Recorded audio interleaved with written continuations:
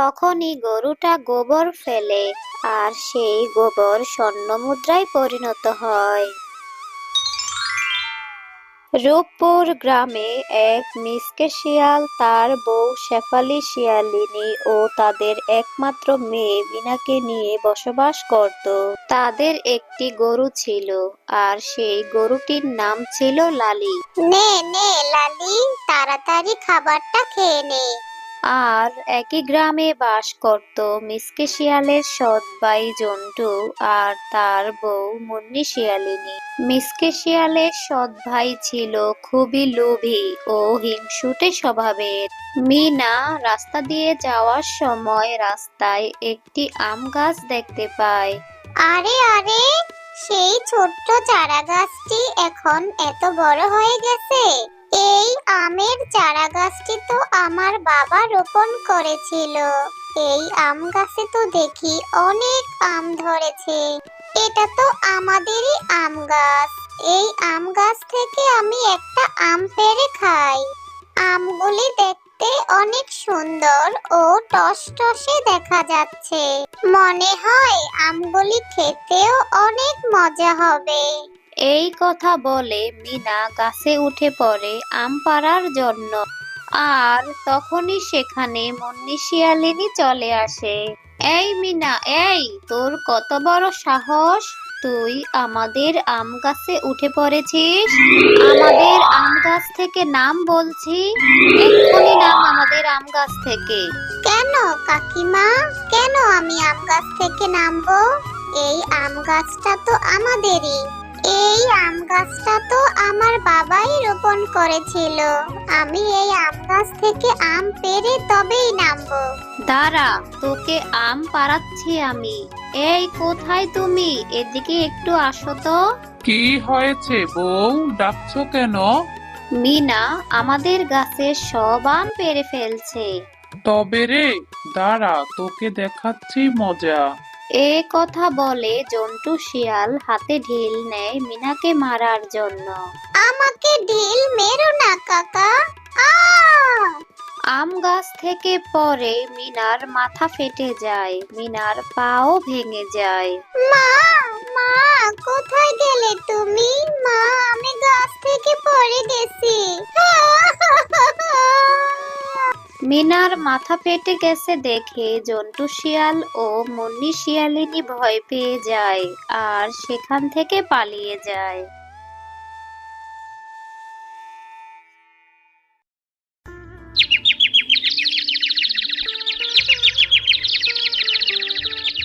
আপাতত পায়ের হাড় ও মাথা ব্যান্ডেজ করে দিয়েছি।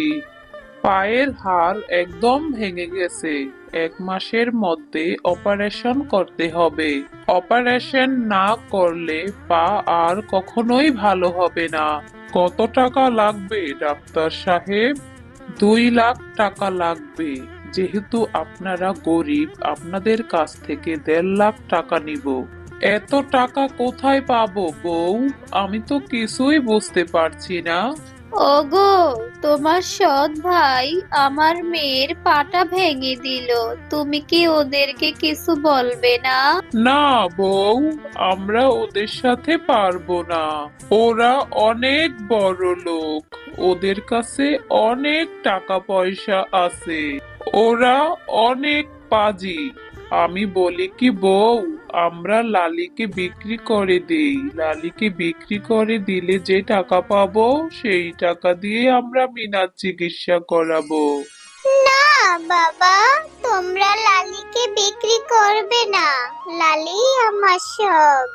আমি একটা পা ছাড়া সারা জীবন বেঁচে থাকতে পারবো, কিন্তু লালিকে ছাড়া আমি বাঁচতে পারবো না বাবা।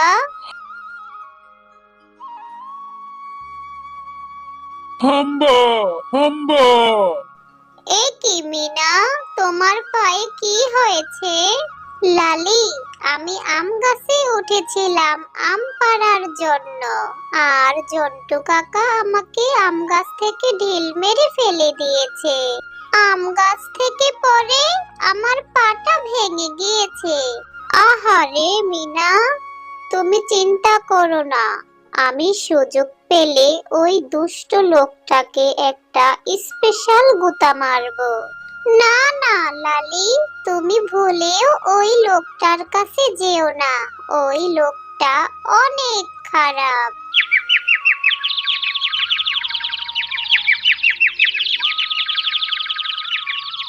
একদিন জন্টু শিয়াল পুকুর পাড়ে দাঁড়িয়ে মাছ ধরছিল, আর লালিও তাকে দেখতে পায়।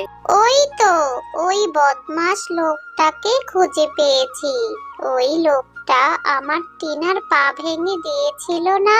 দাঁড়া, আজকে তোকে আমি মজা দেখাবো। এ কি, আমাকে কে পানিতে ফেলে দিল রে? আশেপাশে তো এই গোবর ছাড়া কিছুই দেখতে পাচ্ছি না। তাহলে কি মিনার ওই পাজি গরুটা এ কাজ করলো? ঠিক আছে গরু বাবাজি, আমি সুযোগ পেলে তোকে জনমকার শায়েস্তা করব। লালি, তুই তাহলে ঘাস খা। আমি ওই গাছের নিচে বসে একটু বিশ্রাম করি। হাম্বা, হাম্বা। ঠিক আছে টিনা, তুমি বিশ্রাম নাও।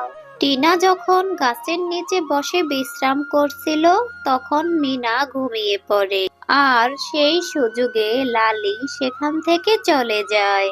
আর লালি সেখান থেকে জন্টু শিয়ালের বাগানে চলে যায়। আর লালি বাগানে অনেক গোবর ফেলে বাগান নষ্ট করে ফেলে। কিছুক্ষণ পর জন্টু শিয়াল সেখানে চলে আসে আর লালিকে লাঠি দিয়ে অনেক মারতে থাকে।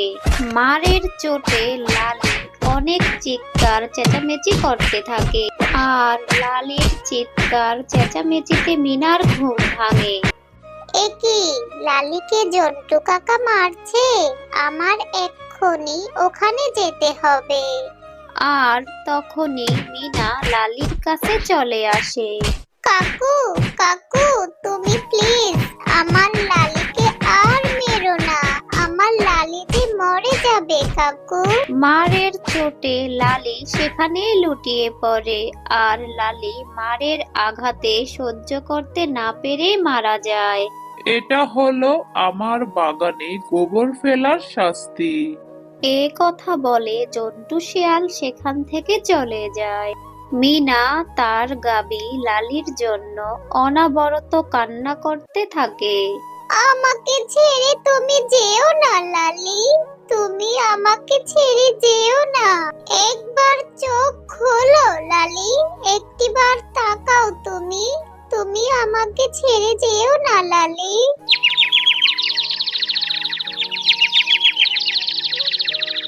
ওগো, এখন কি হবে গো? এই গরুটার দুধ বিক্রি করেই তো আমাদের সংসার চলতো। আমাদের এই গরুটাকেও তোমার সৎ ভাই মেরে ফেললো। এখন আমাদের কি হবে গো?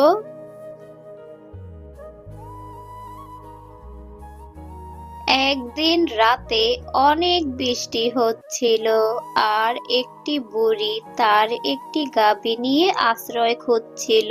বাড়িতে কি কেউ আসো? একটু এদিকে আসো দেখি। এই বুড়ি, কি হয়েছে তোর? আমাকে একটু থাকার জায়গা দাও না বাবা। বৃষ্টিটা কমলেই আমি চলে যাব। আমার গরুটাও আমার সাথে ভিজে যাচ্ছে। এই বুড়ি, এটা আমার বাড়ি, এটা কোনো ধর্মশালা না। যা এখান থেকে ভাগ। তুমি আমার সাথে এভাবে কথা বলছো কেন বাবা?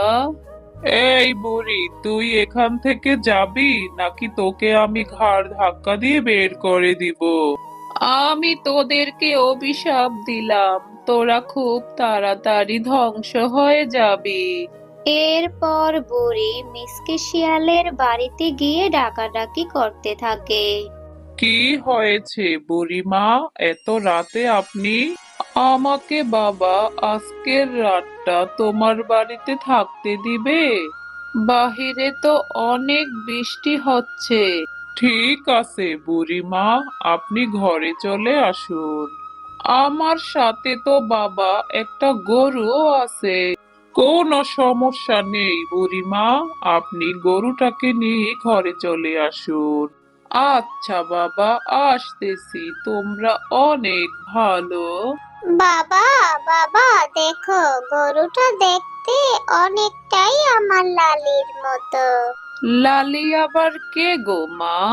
আসলে বুড়িমা, লালি নামে আমাদের একটি গরু ছিল। ও কিছুদিন আগেই মারা গেছে। কিভাবে মারা গেল গো মা? তারপর শেফালি শিয়ালিনী বুড়িকে সব ঘটনা খুলে বলে। ও, তোমাদের সাথে অনেক অন্যায় হয়েছে। দোয়া করি আল্লাহ যেন তোমাদের দুঃখের দিন শেষ করে দেয়।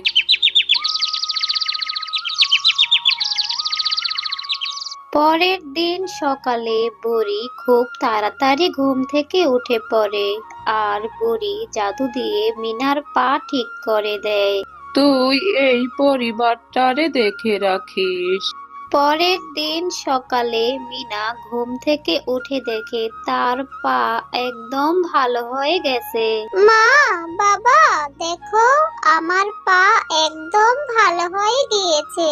আসলেই তো মিনা, তোর পা তো একদম ভালো হয়ে গিয়েছে। তারা যখন কথা বলছিল তখনই গরুটা গোবর ফেলে আর গোবরের জায়গায় স্বর্ণ মুদ্রা পড়তে থাকে। আর তারা বুঝতে পারে এগুলি বুড়িমাই তাদের সাথে করেছে। তারা এই সোনাগুলি বিক্রি করে অনেক ধনী হয়ে যায় আর সুখে শান্তিতে বসবাস করতে থাকে। আর এইদিকে বুড়ির অভিশাপে জন্টু শিয়াল ও মুন্নি শিয়ালিনী অনেক গরিব হয়ে যায় আর তারা অনেক কষ্টের সাথে জীবনযাপন করতে থাকে।